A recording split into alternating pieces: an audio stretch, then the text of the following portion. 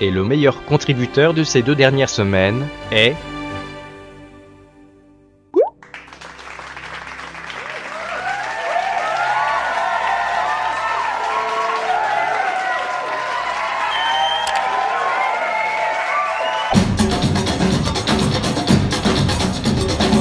Bon, salut la populace, j'espère que vous allez bien. Comme vous l'aurez compris, on se retrouve pour la fin de la saison 1 de Orange is the New Black, Cyber.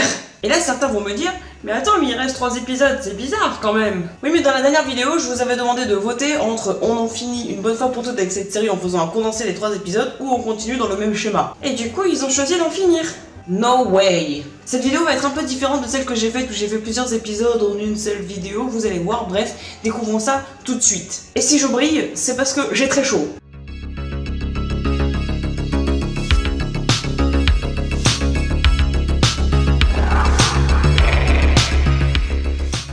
Bon alors, si je sors le petit Wikipédia et que je lis le résumé de l'épisode 11, voyons voir ce que ça donne. L'administration parvient à régler l'affaire de la mort de Miller, la jeune fille qui s'est soi-disant pendue. Et ils classent le dossier. Ouais, donc en gros, ils en ont rien à faire. Les détenus sont un peu vénères parce qu'elles voulaient fêter la mort de leur camarade et pour cela, du coup, elles volent de la nourriture et de l'alcool pour faire une petite fête improvisée. Ouais, donc en fait, de 1, c'est pas intéressant. Et de 2, je suis pratiquement sûre que plus de la moitié des détenus qui sont en train de vouloir faire la fête ne connaissaient même pas celle qui est morte et qu'elles font ça juste pour avoir de la bouffe et de l'alcool gratos. Calme-toi, même si t'as pas tort. Pendant ce temps-là, le gardien moustachu invite son collègue futur papa au bar parce qu'il est soi-disant perturbé par la mort de la détenue. C'est ça.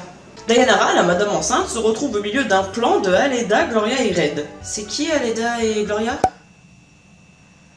Ah ok. Mais attendez, parce que moi j'ai une question. Depuis quand Red, elle traîne avec Gloria et Aleda en fait? Mais c'est pour les besoins du scénario, Red a un but avec elle. En effet, elle monte un plan de toutes pièces pour expliquer à l'administration pourquoi Dayanara est enceinte. Parce que oui, à un moment ça va finir par se voir. Et comment une madame en prison entourée de femmes tombe enceinte? Hein? Dayanara, tu resteras mon fils, et tu l'appelleras Jésus. Ou Pépito.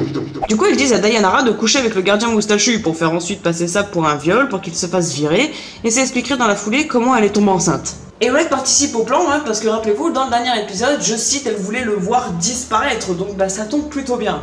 Mais du coup, moi j'ai une autre question. Comment elle sait qu'elle est enceinte? Ta gueule, c'est pour le scénario, on m'a dit. Du côté de Piper, l'interview de son fiancé passe enfin à la radio, et le moins que l'on puisse dire, c'est que ça ne lui plaît pas des masses. En effet, il a raconté plein de secrets sur des détenus que Piper lui avait dit, du coup, c'est un peu la merde. Elle va encore prendre cher. Et ensuite, il dit devant tous les États-Unis qu'il est sûr et certain que Piper se tape son ex, Alex. Furieuse, celle-ci décide d'appeler son cher et tendre et ça part en dispute, évidemment. Il lui dit qu'il est au courant qu'elle est lesbienne, car c'est pour ça qu'elle a été envoyée au trou. À la base, pas vraiment, mais soit. Dans la foulée, Piper, pour se venger, lui dit qu'effectivement elle se tape Alex. Et pour pouvoir enfin avoir le dernier mot et raccrocher en beauté, Larry lui dit qu'en fait Alex l'avait vraiment dénoncé au tribunal. Oh, ça va partir en couille. Et là, c'est déjà la fin de l'épisode 11, donc on enchaîne sur le 12. Le piège sur le moustachu se met en place, et les détenus se débrouillent pour que le directeur de la prison leur tombe dessus. Résultat, le gardien s'est fait virer, et le shérif de Dayanara l'apprend. Elle lui explique le subterfuge, hein, mais bon, Dayanara l'a quand même trompé. Puis bon, t'avais qu'à pas choisir une meuf en tôle aussi. Non mais, sans déconner. Piper, elle, essaie de se rattraper auprès des détenus qui ont été cités par son chéri dans son interview. Parce que, bah, des choses pas très gentilles ont été dites. J'avais prévenu qu'elle allait se remettre dans la merde. Malheureusement, ça ne marche pas très bien et une des détenues pète littéralement un plomb et s'attaque à un gardien. Ce qui lui a valu un transfert dans une prison à très haute sécurité. Adieu. Entre-temps, on apprend que la folle de yoga est ici car elle a tué un gamin de 8 ans avec un fusil de chasse, car elle croyait que c'était un cerf qui voulait bouffer sa marijuana. Très intéressant, dis donc. Piper et Alex se disputent, pour changer, et finalement Alex lui pose un ultimatum. Soit Piper la laisse tomber et vit son idylle avec son homme, soit elle rompt définitivement avec lui et elle se met avec Alex. Et elle choisit quoi? Elle choisit que c'est la fin de l'épisode. Sérieux? Ah ouais, non mais il se passe vraiment rien, hein.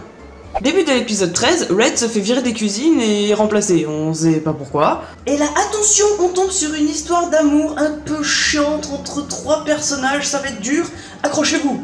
Piper choisit finalement Larry, du coup Alex coupe définitivement les ponts avec elle. De son côté, Larry rend visite à Alex, je sais pas pourquoi, et elle en profite pour casser du sucre sur le dos de Piper. Du coup, pas très content, finalement Larry rompt avec Piper et Alex l'oublie parce qu'elle est déjà partie se rabibocher avec Nikki. Pouf!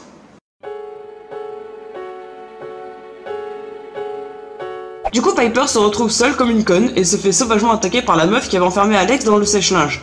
Ouf, ça doit faire mal. Et c'est comme ça que la saison 1 se termine, merci mon dieu. Bon, c'est bon, maintenant cette série m'a gonflé, on va se débarrasser de cette cassette.